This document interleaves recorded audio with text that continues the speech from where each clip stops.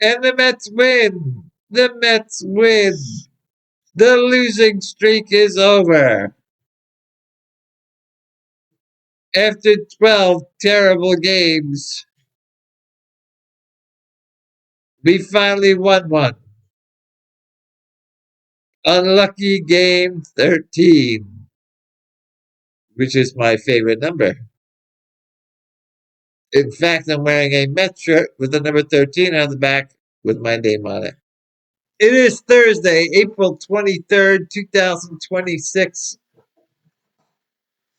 We are currently on a homestand back in Flushing, Queens, New York. I am the Mets head, talking all things New York Mets, with a preview of Game 25 versus Minnesota. If you enjoy my content, I ask that you please like and subscribe to the Mets head on YouTube, Facebook, TikTok, and Instagram. Clay Holmes and Luke Weaver came together yesterday to get us that win. Holmes pitched great. He threw 7 innings. He gave up 2 runs on 5 hits and a walk with 3 strikeouts. And he lowered his ERA to 2.10. Then Luke Raley came in for. Then Brooks Raley came in for taking 2/3. And then the Dreamweaver came in to shut it down, getting the final 4 outs. He gave up a hit and a walk and struck out 3 to lower his ERA to 5.4. The Mets scored a run early after a leadoff double by Bo Bichette. Bichette went to third on a sacrifice fly by Soto, and a hustle hit by Lindor led to our first run of the game.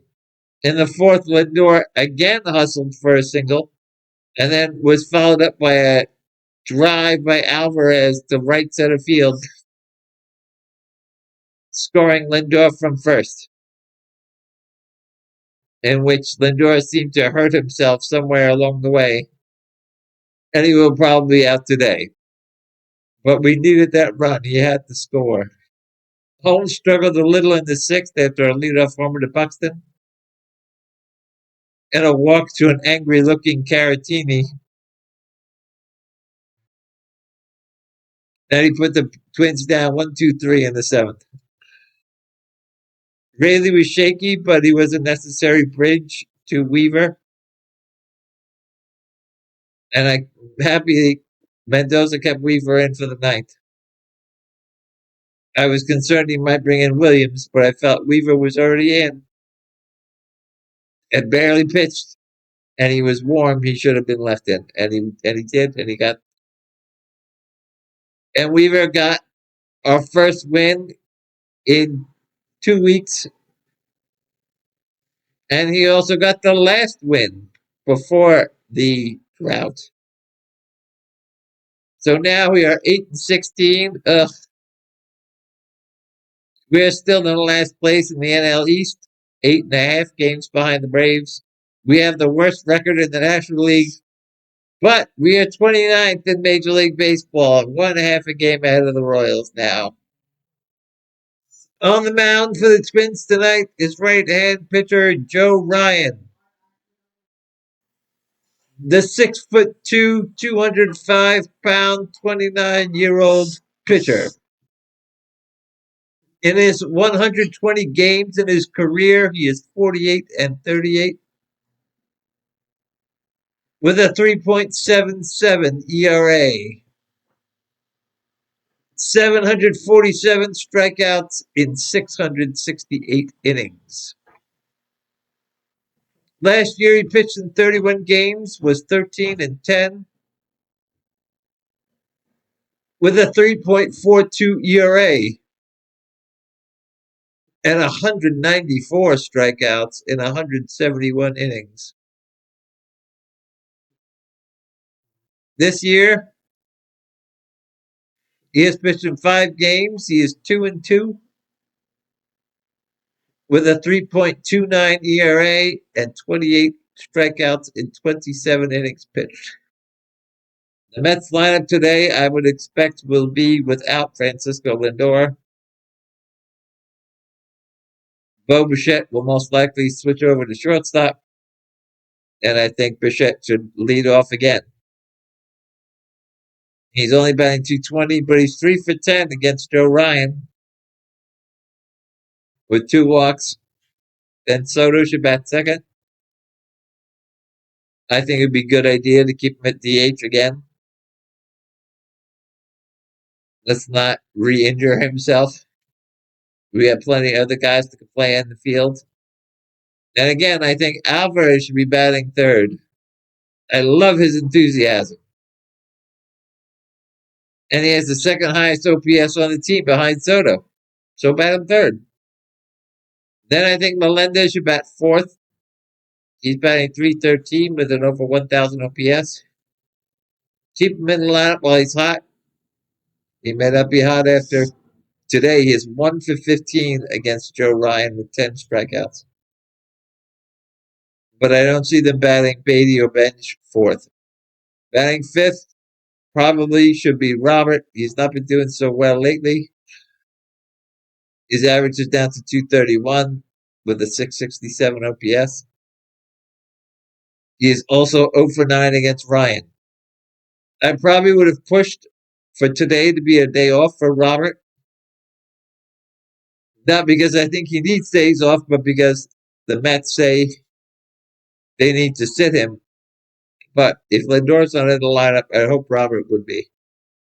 If not Robert, then Vientos should bat fifth. Batting sixth, I think, should be Brett Beatty at third base with Bichette at shortstop. Beatty got his first 2 walks of the year last night. It's shocking that he hasn't had a walk until game 24. Then seventh should be Semien. I like Semien behind Beatty because Beatty can run and Semien can put the ball in play. Semien is 1 for 7 against Joe Ryan with a homer. Then I think Ben should be back in the lineup. And batting ninth, I'm not sure. I would say Vientos. Vientos needs to play today because they will need a first baseman. If Bichette's at shortstop, Beatty has to play third, and the only other guy really to play first base is Vientos. I wouldn't want to see Melendez at first base.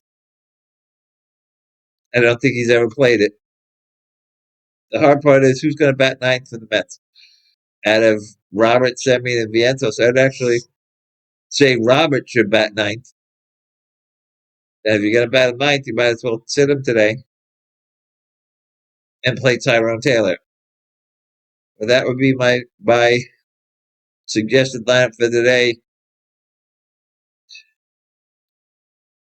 Bichette, Soto, Alvarez, Melendez should be the top 4. To pinch hit, if they bring in a lefty, we have a total right-hand hitting bench, which I don't think is a great thing and should have been thought of when they were making moves. Tommy Pham probably did not need to be brought up, but he may have been the only option. I think I would have preferred A.J. Ewing to at least sit on the bench for a couple of weeks, get some major league exposure. On the mound for the Mets will be 26-year-old Christian Scott, the 6'4", 215-pound, 26-year-old right-hand pitcher. Scott was drafted by the Mets in the 5th round of the 2021 draft. His only major league experience was in 2024, where he was 0-3 with a 4.56 ERA. That year ended with Scott being put on the DL and undergoing Tommy John surgery. This year in AAA, he has pitched in 3 games. He is 0-2 with a 5.27 ERA, with 17 strikeouts in 13 innings pitched. But he only had 1 bad outing out of those 3. In his first start, he gave up 6 runs in 3 innings. But then in the next 2 games, he pitched 5 each and only gave up 2 runs total. I'm not completely sure why Scott was brought up, but it looks like to me that it was to give Senga an extra day off. This should have been decided before the season even started to make sure Senga gets an extra day off. Since he pitches much better when he has that extra day. If you're wondering why Jonah Tong wasn't brought up, he's doing worse than Scott. He has a 6.97 ERA, and two of his five outings have been poor. As for the lineup for the Twins, none of them have ever faced Christian Scott, so I'm not quite sure who's going to play where, but I would expect the same lineup as the past three, with Buxton, Larnach, Bell. Jeffers will probably bat fourth today. They should find a way to play Carantini. Last night they showed he could play first base, so they could put him in as first baseman. With Clemens batting 178, Wallner batting 190. The left-hand hitters are not hitting very high this year. Keishel probably bat sixth, Wallner seventh, Royce Lewis again eighth, and Brooks Lee ninth. I forgot to mention yesterday. Did you see the Steve Gelb's opening before game? They had a shot of him out front of Citi Field burning sage to exercise the demons to get us some wins. It was pretty funny. So let's go, Mets go. Let's make it two in a row. Till next time, I'm One Gun.